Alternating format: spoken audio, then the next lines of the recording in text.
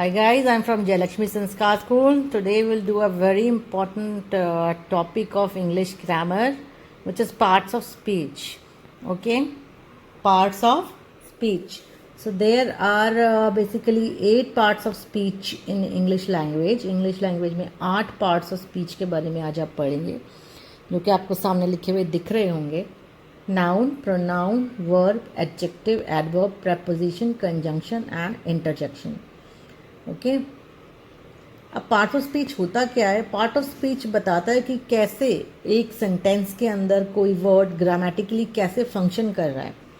एक सेंटेंस में जो भी वर्ड्स हैं वो क्या है, वो नाउन की तरह काम कर रहे हैं या प्रोनाउन की तरह काम कर रहे हैं या वर्ब की तरह काम कर रहे हैं या एडजेक्टिव की तरह काम कर रहे हैं. तो अगर आप कोई भी सेंटेंस उठा लें तो उसके अंदर आप हर वर्ड को एक ना एक इनमें से पार्ट्स ऑफ स्पीच असाइन कर सकते हैं. आप बता सकते हैं कि वो नाउन है कि प्रोनाउन है कि एडवर्ब है कि कंजंक्शन है कि इंटरजेक्शन है, कि यही 8 पार्ट्स ऑफ स्पीच आपको पता होने चाहिए. और ये इनमें से बहुत सारे नाम आपने सुन भी रखे होंगे, इनफैक्ट सारे ही सुन रखे होंगे और इन पर आपकी मैंने वीडियोस मोस्टली बना रखे हैं. Nouns, pronouns, verbs, adjective, adverb, preposition, conjunction, interjection. I think interjection के अलावा बाकी सारे वीडियोस अपलोडेड हैं, आप इनको चेक कर सकते हैं. और फिर भी अगर आपको किसी एक पर्टिकुलर टॉपिक में इनमें से कोई भी अगर डाउट है तो आप कमेंट बॉक्स में डाल सकते हैं. हम एक नया वीडियो उसके ऊपर बना सकते हैं.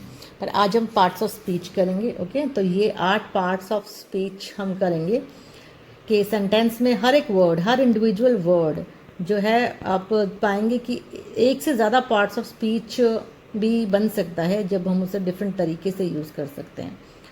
ओके, तो देखते हैं. हम सबसे पहले थोड़ा देख लेते हैं ये क्या होता है. नाउन के बारे में तो आप जानते ही हैं. Noun is a name of a person और थिंग और प्लेस, उसको हम नाउन कहते हैं.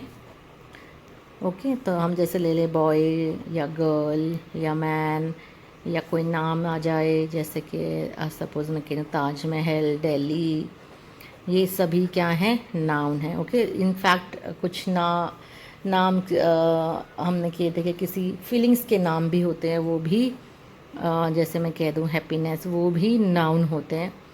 ओके, तो ये नाउन हो जाते हैं पर्सन. और हम कह सकते हैं फीलिंग का भी कोई नाम अगर होता है तो वो भी नाउन में ही आता है. तो noun is a name of a person, place, thing या idea. Okay, a noun is a word for a person, place, thing और आइडिया. इसको हम मोस्टली आप ए या एन या दा के साथ यूज़ कर सकते हैं, but not always. Proper nouns को आप ऑलवेज एक कैपिटल लेटर्स में स्टार्ट करेंगे. नाउन सिंगुलर या प्लूरल किसी भी तरह के हो सकते हैं. कंक्रीट या एब्स्ट्रैक्ट किसी भी तरीके के हो सकते हैं. जैसे कि एब्स्ट्रैक्ट अगर मैं कहूँ हैप्पीनेस एक एब्स्ट्रैक्ट नाउन है जिसे आप सिर्फ फील कर सकते हैं. आप कंक्रीट नहीं है वो, आप उन्हें टच नहीं कर सकते, लेकिन वो एब्स्ट्रैक्ट है, सिर्फ वो एक फीलिंग है. नाउन आपको कई बार पोजेशन भी दिखाते हैं. जब आप पोस्ट ऑफ ए और एस लगा देते हैं साथ में तो वो कोई पोजेशन भी दिखाने लग जाता है. और एक नाउन जो है वो सब्जेक्ट, ऑब्जेक्ट, इनडायरेक्ट ऑब्जेक्ट की तरह काम, हर तरीके से काम कर सकता है. ओके, तो ये सब्जेक्ट ऑब्जेक्ट भी आपको पता होगा सेंटेंस में. तो नाउन किसी भी तरीके से आपका फंक्शन कर सकता है. जैसे मैं कह दूं कि an old lady gave me a long letter. An old lady gave me a long letter. इसके इस सेंटेंस हम देखेंगे कि अलग अलग कैसे वर्ड्स यूज़ हो रहे हैं. जैसे कि इसमें पहला नाउन है आपका लेडी. लेडी जो है नाउन की तरह यूज़ हो रहा है. इवन लेटर, लेटर भी आपका नाउन की तरह यूज़ हो रहा है. तो इस सेंटेंस के अंदर आपके 2 नाउन्स हैं. ओके, तो सेकंड जो आपका पार्ट्स ऑफ स्पीच है वो है प्रोनाउन. प्रोनाउन आपको पता ही है प्रोनाउन क्या होते हैं. प्रोनाउन वैसे वर्ड्स होते हैं जो कि किसी नाउन की जगह यूज़ होते हैं. The word used in a place of a noun, जैसे कि he, she, it, he, she, it, ये सब आपके प्रोनाउंस हैं. Okay, used in place of noun, noun की जगह यूज़ होते हैं, उन्हें हम प्रोनाउन कहते हैं. ओके। इसको हम यूजुअली किसी नाउन की जगह पर प्लेस करते हैं सेंटेंस में। और प्रोनाउन भी बहुत टाइप के होते हैं, personal pronoun, possessive pronoun, reflexive pronoun, pronoun पे रिलेटिव प्रोनाउन पे भी हमने पूरी क्लास करी हुई है। अगर आपको कोई डाउट है तो आप टाइप्स ऑफ प्रोनाउन मुझे कमेंट बॉक्स में डालिए, तो उस पर हम एक सेपरेट वीडियो बना सकते हैं। ओके। अब इस सेंटेंस ऊपर वाला ही अगर हम सेंटेंस देखें कि an old lady gave me a letter, तो इसके अंदर आपको मी एज अ प्रोनाउन नज़र आएगा। तो मी इसके अंदर क्या है? मी आपका प्रोनाउन है।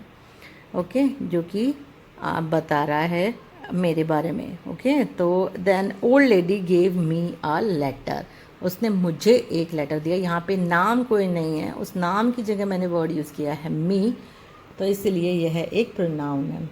ओके। नेक्स्ट जो आपका पार्ट्स ऑफ स्पीच है वो है verb.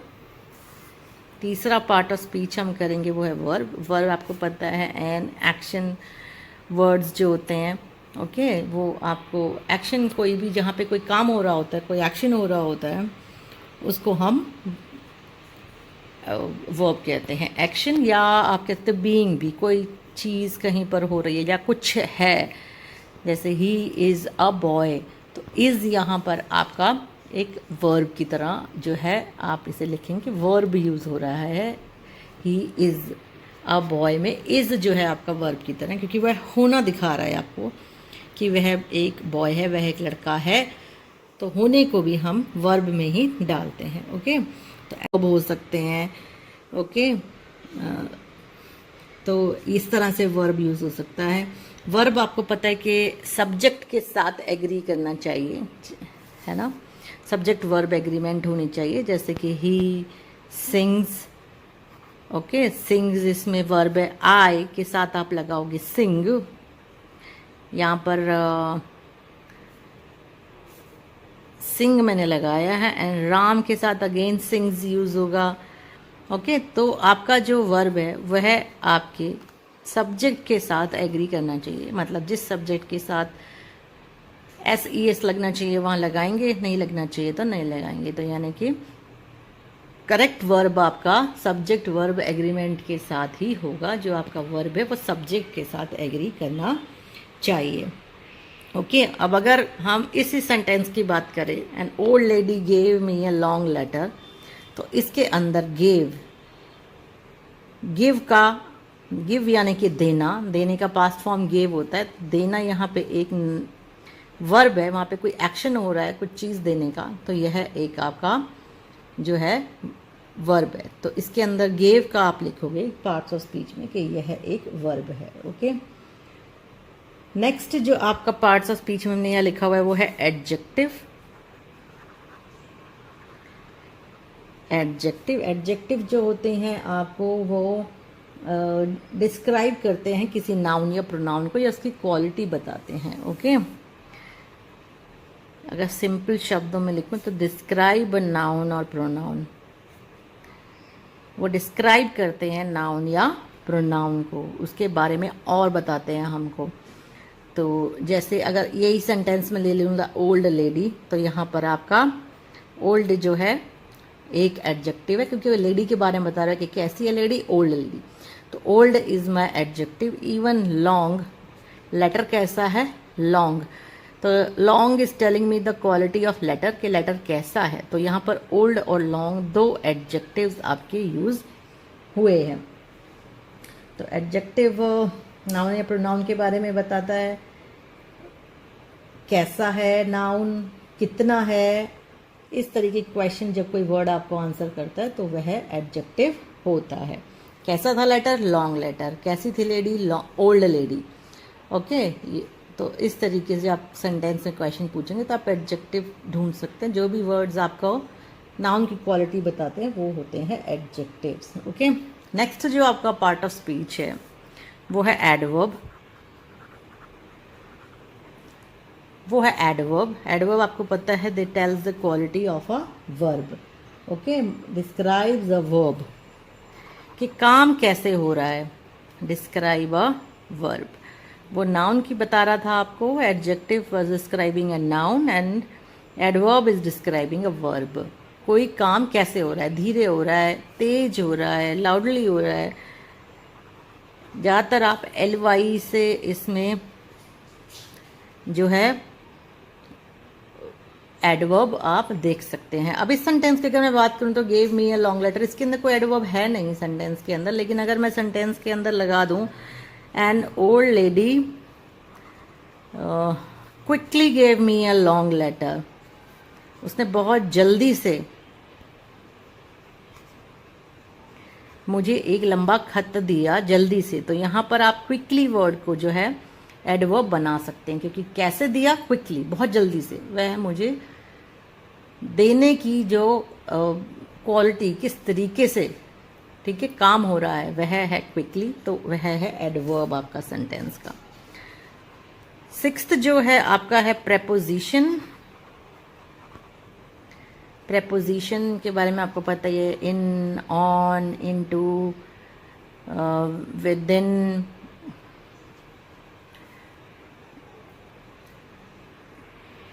the ball is on the table, okay, the cat is under the table, cat is sleeping under the table। तो in, on, into, under, ये सारे आपके preposition होते हैं। preposition नाउन या प्रोनाउन से पहले आता है और जो है आपको रिलेशन बताता है कि नाउन का, दोनों नाउन्स का रिलेशन क्या है। जैसे the ball is under the table, the ball is under the table, okay. इसके अंदर दो नाउन है, अगर आप सेंटेंस देखोगे तो बॉल भी नाउन है और टेबल भी नाउन है, और अंडर आपको इन दोनों के बीच में रिलेशन बता रहा है कि कौन किधर है। बिसाइड है, बिसाइड है, इन फ्रंट ऑफ है, एट द बैक ऑफ है, इन है, ऑन है, इनटू है। तो ये सब आपके क्या होते हैं, प्रेपोजिशन, जो कि दो नाउन का आपस में रिलेशन बताता है, ओके।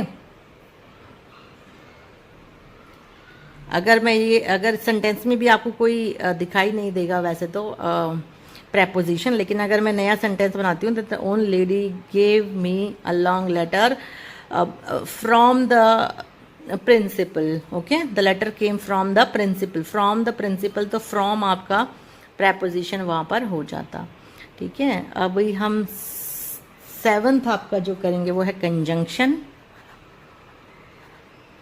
कंजंक्शन मोस्टली दो सेंटेंसेस, छोटे सेंटेंसेस को यूज़ करने, जोड़ने के लिए यूज़ होते हैं। आप सभी जानते हैं कंजंक्शन के बारे में, एंड, बट,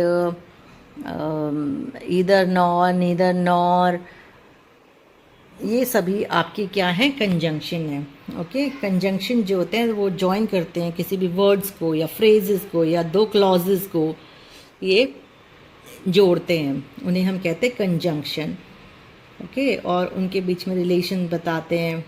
कोऑर्डिनेटिंग कंजंक्शंस होते हैं, nor, but, also, for, so, yet, ये सभी भी कंजंक्शंस होते हैं, येट, फॉर, तो ये सब कंजंक्शन होते हैं, ओके। अब अगर ये सेंटेंस मैं बना दूं कि an old lady give me a long letter and went away, okay, तो एंड उसके अंदर आपको कंजंक्शन हम ऐसे बना सकते हैं। तो इस तरीके से आपको वर्ड में कंजंक्शंस आ सकते हैं, ओके। लास्ट आपका आता है interjection. Interjection it expresses emotions, आपको इमोशंस के बारे में बता रहे हैं। मोस्टली एक्सक्लेमेटरी वर्ड्स जो होते हैं वो आपके इमोशंस में आते हैं, ओके। तो ओ, वाओ, हुर्रा, हुप्स, ऊप्स, ये सब जो है आपके इंटरजेक्शन या एक्सक्लेमेटरी वर्ड जो है वो इसके अंदर जो है आते हैं। अब हम कुछ इसके एक्सरसाइज देख लेते हैं। एक सेंटेंस में आपको करके दिखाते हैं किस तरह से आप different parts of speech identify कर सकते हैं किसी भी सेंटेंस में। जैसे the chef cooked a delicious Italian dish, okay. The आपको पता है आर्टिकल है, शेफ एक नाउन है, किसी का नाम है शेफ, ये कॉमन नाउन में आ जाएगा आपका नाउन।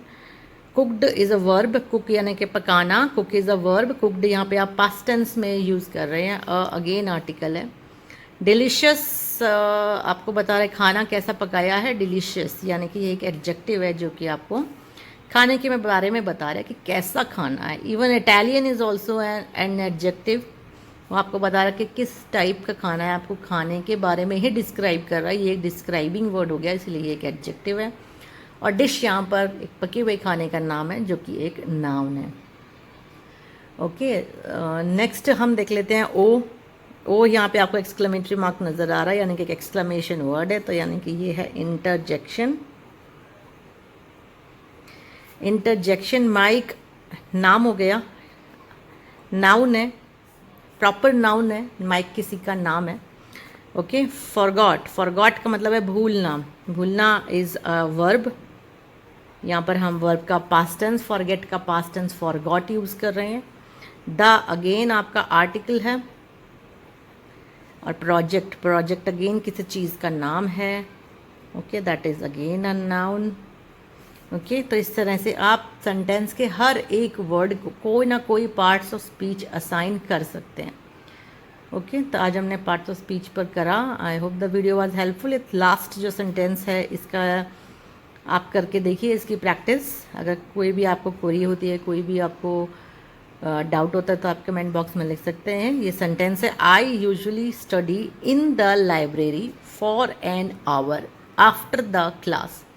इसके अंदर भी आप हर एक वर्ड उठाएंगे और उसको बताएंगे कि ये कौन सा पार्ट ऑफ स्पीच है आपका, जो आज हमने पार्ट्स ऑफ स्पीच किए हैं उनमें से।